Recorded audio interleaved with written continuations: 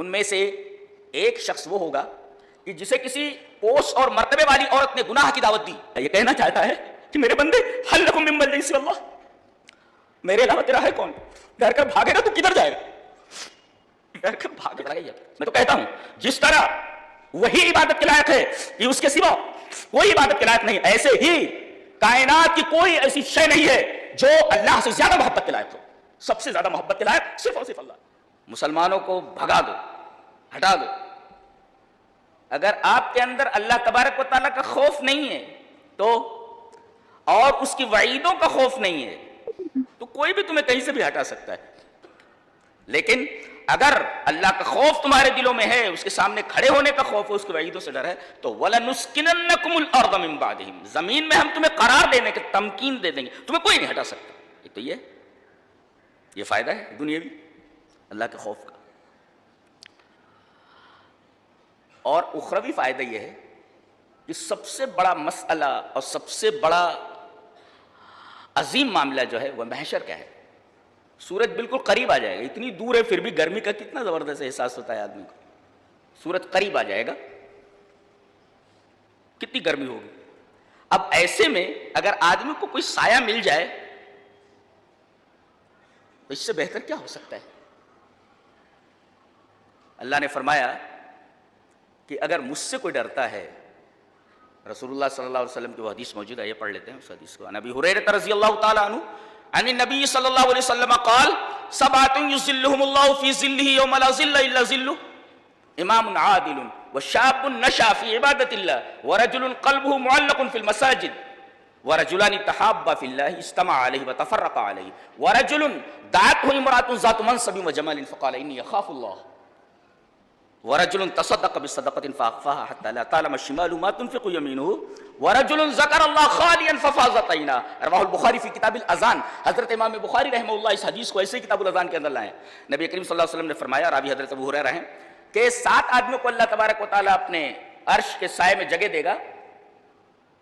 ان میں سے ایک شخص وہ ہوگا کہ جسے کسی پوسٹ اور مرتبے والی عورت نے گناہ کی دعوت دی اور وہ یہ کہتا ہے کہ میں یہ گناہ نہیں کر سکتا. کیوں؟ انی اخاف اللہ، اس لیے کہ میں اللہ سے ڈرتا ہوں. اللہ سے ڈرتا ہوں. کتنی بڑی بات ہے یہ. دیکھیے اس آدمی نے زنا کی طرف رغبت کیوں نہیں کی؟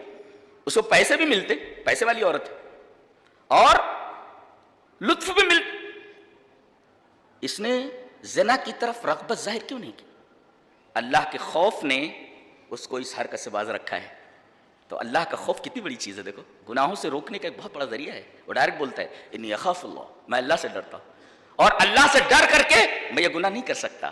اللہ فرما رہا ہے اعلان کر دو کہ حشر میں، یہ محشر کے اندر ایسا آدمی ہے جس نے میرے ڈر سے یہ غلط حرکت، یہ معصیت نہیں کی ہے، اس معصیت کا ارتکاب نہیں کیا ہے، وہ میرے عرش کے سائے کے نیچے آ جائے. اللہ انی اخاف اللہ.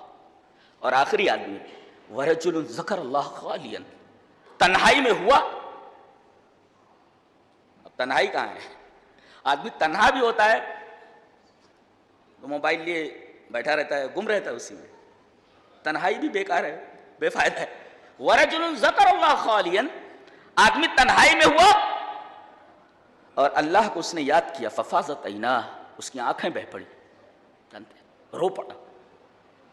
شارحین حدیث لکھتے ہیں کہ اس کی آنکھیں بہہ پڑی، بولے ففاضت عیناہ اے خوف من اللہ، اپنے گناہوں کو یاد کیا اور اللہ کے ڈر سے اس کی آنکھوں سے آنسو نکل پڑے. اللہ تبارک و تعالیٰ کو ایک چیز بہت پسند ہے، کیا؟ اس کی تعریف. ہے تعریف کا لائق ہے، وہ خود اپنی تعریف کرتا ہے اور سچ مچ ساری تعریفیں اس کو سزاوار ہیں. اس کو اپنی تعریف بہت پسند ہے. نبی سے کبھی کہتا فسبح بحمد رب، کہتا فسبح، میری تسبیح بیان کیجیے. تسبیح کا کیا مطلب ہوتا ہے؟ تسبیح کا مطلب ہوتا ہے اے اللہ تو تمام عیبوں سے پاک ہے، تیرے اندر کوئی عیب نہیں ہے. یہ تسبیح کا مطلب ہے. اور جتنی بھی صفات کمالیاں ہیں وہ تیرے اندر موجود ہیں. جب بندہ کہتا سبحان اللہ تو یہ بات بولتا ہے میرے رب میں کہتا ہوں کہ تیرے اندر کوئی عیب نہیں. سبح تسبیح کیجیے. اور کہتا ہے وقل الحمد، میری حمد بیان کیجیے، میری تعریف کیجیے. تو اللہ تبارک و تعالیٰ کو اپنی تعریف بہت پسند ہے. اور دوسرے اس کے ڈر سے انسان کی آنکھوں سے نکلے ہوئے آنسو بہت پسند. کوئی چیز منمانی ہو تو آنسو بہا کر دیکھو اس کے ساتھ. آنسو کی بڑی قدر کرتا ہے. ورجل ذکر اللہ خالیا ففاضت عینا، ایسا آدمی جو تنہائی میں ہوا اور اس نے اپنی کتاب زندگی کے اوراق پلٹے، دیکھا کہ سارے اوراق سیاہ ہیں، گناہوں سے بھرے پڑے، اور رو پڑا.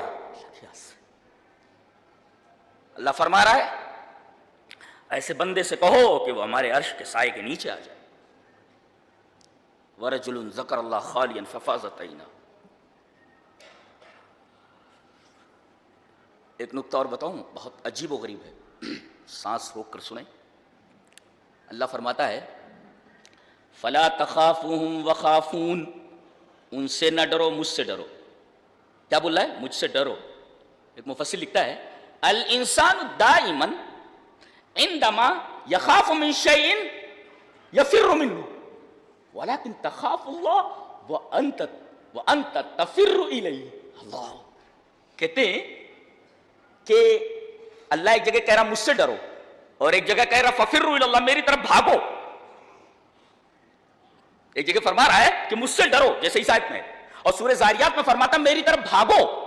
مفسر لکھتا ہے یہ عجیب بات ہے، الانسان دائما عندما یخاف من شیء یفر منہ. انسان ہمیشہ اس کی فطرت ہے کہ جب وہ کسی چیز سے ڈرتا ہے تو اس سے بھاگتا ہے. لیکن اللہ کا خوف ایک عجیب چیز ہے کہ ولیکن تخاف من اللہ، لیکن تم اللہ سے ڈرتے ہو تفر الیہ، اللہ کہہ رہا میری طرف بھاگو. یہ عجیب بات نہیں؟ آدمی جب کسی چیز سے ڈرتا ہے تو اس سے بھاگتا ہے. الانسان دائما عندما یخاف من شیء یفر منہ. آدمی جب کسی چیز سے ڈرتا ہے تو اسے بھاگتا ہے، اور اللہ کہہ رہا مجھ سے ڈرو اور پھر کہہ رہا میری طرف بھاگو. کیا مطلب؟ یعنی یہ عجیب و غریب قسم کا خوف ہے کہ اس سے ڈرو بھی اور بھاگو بھی. کیا کہنا چاہتا ہے اللہ؟ اللہ یہ کہنا چاہتا ہے کہ میرے بندے هل لکم من ملجأ سوی اللہ، میرے علاوہ تیرا ہے کون؟ ڈر کر بھاگے گا تو کدھر جائے گا؟ ڈر کر بھاگے گا تو کدھر جائے گا؟ اس سے ڈرا تو بھاگ کر جائے گا کہاں؟ میرے سوا تو تیرا کوئی ہے ہی نہیں. بھاگنا کدھر؟ ڈر کر کے بھاگنا بھی ہے تو میری طرف بھاگنا ہے تجھے. هل لکم من ملجأ سوی اللہ، میرے علاوہ تیرا ہے کون؟ ڈر کر کے بھاگے گا بھی تو کدھر بھاگے گا؟ میری طرف بھاگے گا. هذا هو المعنى العجیب فی ففروا الی اللہ. مفسر کہتا ہے کہ یہ عجیب و غریب معنی ہے ففروا الی اللہ میں، کہ ایک جگہ بولتا ہے مجھ سے ڈرو اور ایک دفعہ کہتا ہے کہ میری طرف بھاگو. ارے بھائی جس سے کوئی ڈرتا ہے اس سے بھاگتا ہے، اس کی طرف بھاگتا کہاں ہے؟ اس سے بھاگتا ہے، اس کی طرف نہیں بھاگتا. یہ اللہ تبارک و تعالیٰ کا عجیب و غریب جملہ ہے. یہ هو المعنى العجیب فی ففروا الی اللہ، کہ اللہ کی طرف بھاگو، مجھ سے ڈرو اور میری طرف بھاگو. کیا کہہ رہے ہیں؟ کتنا پیار ہے اللہ کو اپنے بندوں سے. تم مجھ سے ڈرو، لیکن جب مصیبتوں سے بھاگنا ہے تو کہاں بھاگ کر جاؤ گے؟ میرے سوا تمہارا ہے کون؟ میری طرف بھاگو. هل لکم من ملجأ سوی اللہ، اللہ کے علاوہ میرے علاوہ تمہارا ہے کون؟ تو گناہ ہو جائیں تو بھاگنا کس طرف ہے؟ میرے رب تیری طرف بھاگتا ہوں. بچے سے کوئی غلطی ہوتی ہے، ماں اس کے بال پکڑ کر کے پیٹنے لگتی ہے، اور جتنا مارتی ہے اس کو وہ اپنی منڈی اس کی آغوش میں گھسایا جاتا ہے، اتنا لپٹتا جاتا ہے اپنی ماں سے. تو میرا رب کتنی محبت کرتا ہے اپنے بندوں سے، ماں سے بھی زیادہ محبت کرتا ہے. بچے کو ماں مارتی ہے تو بچہ بھاگتا تھوڑی ہے، جتنا مارتی ہے اس کی گود میں اتنی منڈی ڈالتے چلا جاتا ہے. اللہ نے فرمایا میں تم سے بڑی محبت کرتا ہوں. اب بتاؤ جو رب اپنے بندوں سے اتنی محبت کرے وہ کتنی محبت کے لائق؟ اندازہ لگائیے. میں تو کہتا ہوں جس طرح وہی عبادت کے لائق ہے کہ اس کے سوا کوئی عبادت کے لائق نہیں، ایسے ہی کائنات کی کوئی ایسی شے نہیں ہے جو اللہ سے زیادہ محبت کے لائق ہو. سب سے زیادہ محبت کے لائق صرف اور صرف اللہ ہے. جس طرح اللہ ہی عبادت کے لائق ہے، سچی محبت کے لائق بھی اللہ ہی ہے، اس کے سوا کوئی نہیں. تو عبادت اسی کی جائے اور سچی محبت صرف اسی سے کی جائے. هذا هو المعنى العجیب فی ففروا الی اللہ، اللہ کی طرف بھاگو. هل لکم من ملجأ سوی اللہ، مجھ سے ڈرو بھی اور میری طرف بھاگو بھی. میرے سوا تمہارا ہے کون؟ تو گناہ ہو جائے، کوئی پریشانی آ جائے تو بھاگو اس کی طرف. اس کے سوا بھاگ کر جاؤ گے کہاں؟ کہیں نہیں جا سکتے، کہیں نہیں جا سکتے. حدیث دیکھیں، بہت پیاری حدیث ہے. حدیث اس طرح: وعن انس رضی اللہ تعالی عنہ قال ان النبی صلی اللہ علیہ وسلم دخل على شاب وهو في الموت فقال له كيف تجدك؟ قال والله يا رسول الله اني ارجو الله واني اخاف الذنوب. فقال رسول الله صلى الله عليه وسلم لا يجتمعان في قلب عبد في مثل هذا الموطن الا آتاه الله ما يرجو وآمنه مما يخاف. رواه الترمذي في ابواب الجنائز. حضرت امام ترمذی رحمہ اللہ اس حدیث کو ترمذی کتاب الجنائز میں لائے. حضرت انس فرماتے ہیں کہ نبی کریم صلی اللہ علیہ وسلم ایک نوجوان کے گھر گئے. دخل علی شاب، آپ کو بتایا گیا کہ وہ نوجوان بیمار ہے اور موت کی دہلیز پہ کھڑا ہے، کبھی بھی مر سکتا ہے. تو دخل علی شاب، آپ اس نوجوان کے پاس گئے، اس کے پاس بیٹھ گئے، دیکھا کہ وہ موت میں ہے. وہ فی الموت، بالکل مرنے کے قریب ہے. فقال له، آپ نے فرمایا کیف تجدک؟ تم اپنے آپ کو کیسا پا رہے ہو؟ تمہیں کیسے لگ رہا ہے؟ وہ ہوتے نہیں انٹرویو لینے والے، آپ کو کیسا لگ رہا ہے، آپ کو کیسا لگ رہا ہے؟ یہ دنیا کی بات ہے، فضول باتیں سب. نبی کریم صلی اللہ علیہ وسلم فرمایا کیف تجدک؟ تمہیں کیسا لگ رہا ہے، تم اپنے آپ کو کیسے پا رہے ہو؟ نوجوان بولتا ہے واللہ یا رسول اللہ، اللہ کی قسم ہے اللہ کے رسول، انی ارجو اللہ، مجھے اللہ سے امید ہے کہ مجھ گنہگار کو بخش دے گا. وانی اخاف الذنوب، اور میں اپنے گناہوں سے ڈر رہا ہوں، شاید میری گرفت ڈر رہا ہوں کہ پکڑ نہ لیا جاؤں.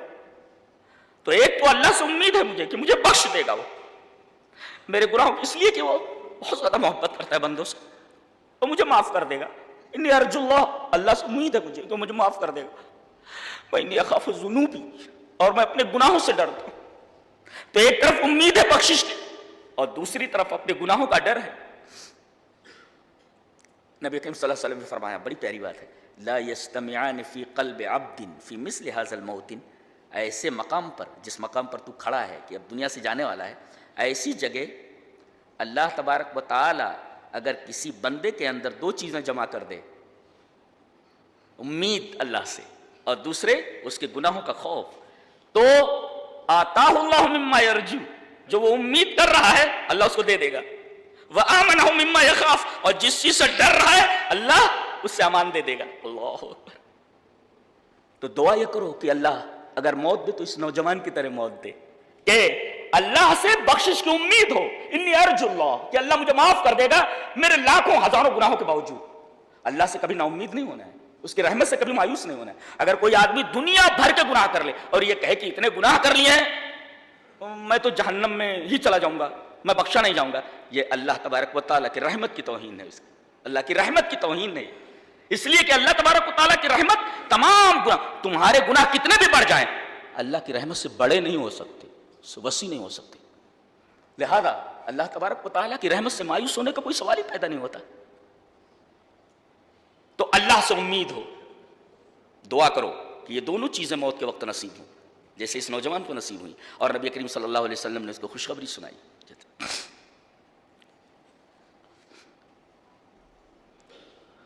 تو گناہوں سے ڈرنا یہ بہت بڑی بات ہے، یہ ایمان کی علامت ہے. میں نے بتایا نا، اخاف الذنوب وخافون ان کنتم مؤمنین، خوف من اللہ یہ ایمانیت میں سے.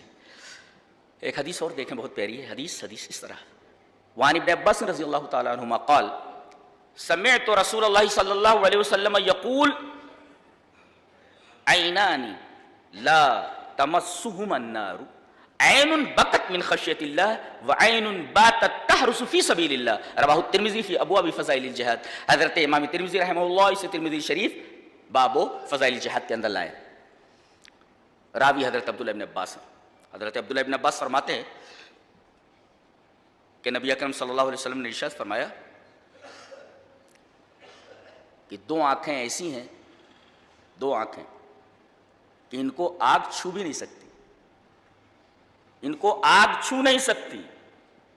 دو آنکھیں ایسی ہیں. ایک آنکھ عین بکت من خشیت اللہ، وہ آنکھ کہ اللہ کے ڈر سے اس سے آنسو نکل پڑے. عین بکت من خشیت اللہ، اللہ تبارک و تعالیٰ کے ڈر سے جو آنکھ بہہ پڑے، اس آنکھ کو آگ نہیں چھو سکتی. میں نے بتایا تھا نا کہ اللہ تبارک و تعالیٰ کو ایک تو اپنی تعریف بہت پسند ہے، اور دوسرے بندوں کی آنکھوں سے نکلتا ہوا آنسو اسے بہت پسند.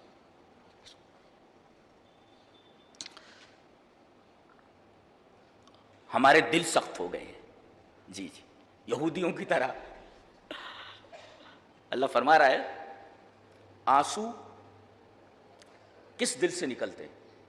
اس لیے کہ دل جب ڈرتا ہے یا دل میں رب تعالیٰ کی تعظیم ہوتی ہے، عظمت الخالق یا رب تعالیٰ کی محبت یا حقیقت کو جان لینا، اس کے بعد آنسو نکلتے ہیں. یہ کب نکلتے ہیں؟ جب دل جو ہے نرم ہو. اگر سخت ہو جائے، اللہ نے فرمایا ثم قست قلوبکم من بعد ذلک فہی کالحجارہ او اشد قسوہ. یہ دل تو ہے تو بڑا نرم سا ایک لوتھڑا گوشت کا، مگر یہ جب سختی پر آ جائے، سخت ہونے پر آ جائے تو یہ پتھر تو کیا، پتھر سے بھی زیادہ سخت ہو جاتا ہے. اور جب یہ پتھر سے زیادہ سخت ہو جائے تو پھر رب کو رب نہیں مانتا. وہ ہے دیکھو انبیاء کی اولاد ہیں، یہ یہودی انبیاء کی اولاد ہیں. موسیٰ علیہ السلام سے بول رہے یا موسیٰ ادع لنا ربک، اے موسیٰ اپنے رب سے دعا کرو. اچھی بات نہیں ہے؟ یہ کون بول سکتا ہے؟ یہ وہی بول سکتا ہے جس کا دل سخت ہو. وہ نہیں کہہ سکتے، وہ نہیں کہہ رہے کہ اے موسیٰ ہمارے رب سے دعا کرو. جی یہودی اس روئے زمین پر بدترین مخلوق کہ اللہ تبارک و تعالیٰ نے ان کے اوپر احسانات کی بارش کی، انعامات اور نوازشات کی بارش کی، مگر ان لوگوں نے کبھی رب کو رب نہیں مانا. موسیٰ سے کہہ رہے یا موسیٰ ادع لنا ربک، اے موسیٰ تم اپنے رب سے دعا کرو. کتنی بدبخت قوم ہے، بتاؤ کتنی بدبخت قوم. وہ موسیٰ تمہارا رب اپنے رب سے بولے اذهب انت وربک فقاتلا انا هنا قاعدون، جاؤ تم اور تمہارا رب لڑو، ہم یہاں بیٹھے ہوئے ہیں. اذهب انت، تم، وربک تمہارا رب، ربنا نہیں کہہ رہے ہو. تو بڑے خوش نصیب ہیں آپ کہ جب آپ کہتے ہیں غیر المغضوب علیہم ولا الضالین، میرے رب ہمیں مغضوب علیہم کا راستہ نہیں چاہیے. جن لوگوں نے تجھے کبھی رب نہیں مانا، ہم تو تجھے اپنا رب مانتے ہیں اور تجھ سے محبت کرتے ہیں. یہ بڑی بات ہے. تو گویا کہ جب ہم کہتے ہیں غیر المغضوب علیہم، گویا کہ اس بات کا اقرار کرتے ہیں کہ میرے رب ان لوگوں نے تو تجھے اپنا رب نہیں مانا، میرے رب ہم تجھے اپنا رب مانتے ہیں. دعا کرتے ہیں ربنا، دعا کرتے ہیں ربی اللہ.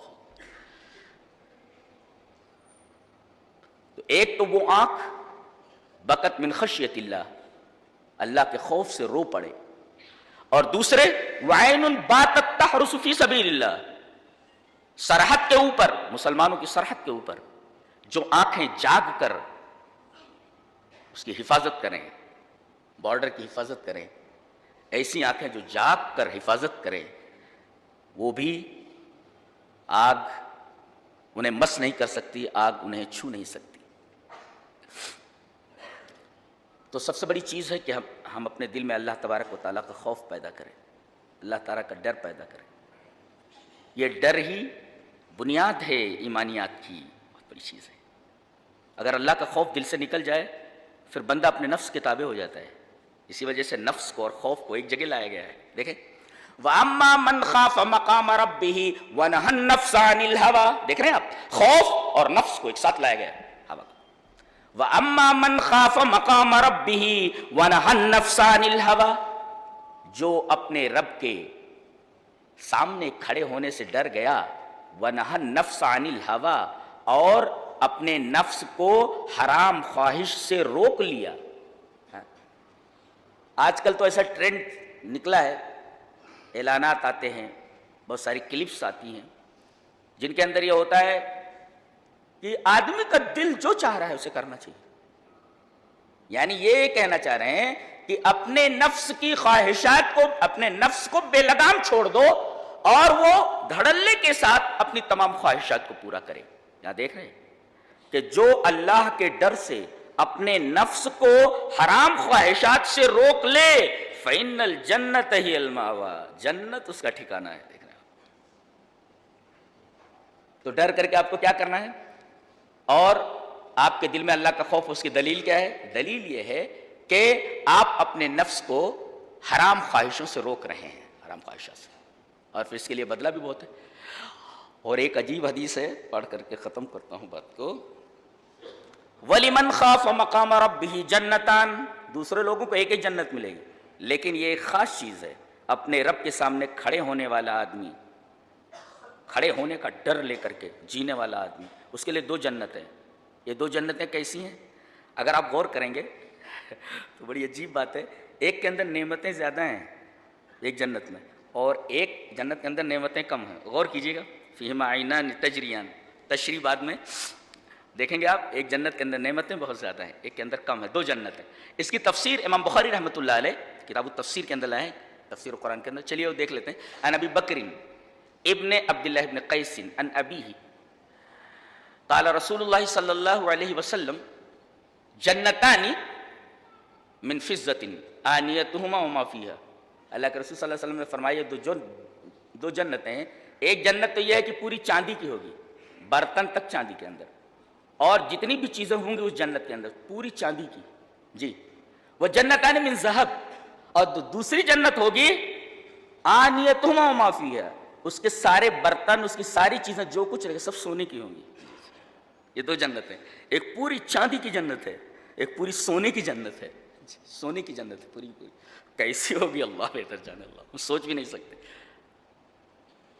حدیث میں ولا خطر علی قلب بشر، ایسی ایسی نعمتیں تیار ہیں آدمی کے خیال میں بھی نہیں ہے۔ وہ آدمی کتنا سوچ سکتا ہے، کتنے درجے کی بیوٹی اور کتنے درجے کا حسن آدمی سوچ سکتا ہے، اس سوچ سے بھی پرے ہے اللہ تبارک و تعالیٰ کی وہ نعمتیں جو اللہ نے اس کے لیے تیار کر رکھی۔ ولا خطر علی، آدمی مشہودات دیکھتا ہے، آدمی مسموعات سنتا ہے، اور اسی طریقے سے خواتر، آدمی کے ذہن میں جو بات آتی ہے، تینوں سے پرے ہے نعمتیں اللہ کی، نہ مشہودات کے دائرے میں ہے، نہ مسموعات کے دائرے میں، نہ خواتر کے دائرے میں ہے، ان تمام دوائر سے باہر ہیں وہ نعمتیں، آدمی سوچ بھی نہیں سکتا۔ لہذا ان نعمتوں کے پیچھے لگو، ان نعمتوں کو حاصل کرنے کی کوشش کرو، خوف الہی کے ذریعے۔ اللہ تبارک و تعالیٰ ہمیں نیک عمل اور اچھی سمجھ کی توفیق عطا فرمائے۔ وآخر دعوانا الحمدللہ۔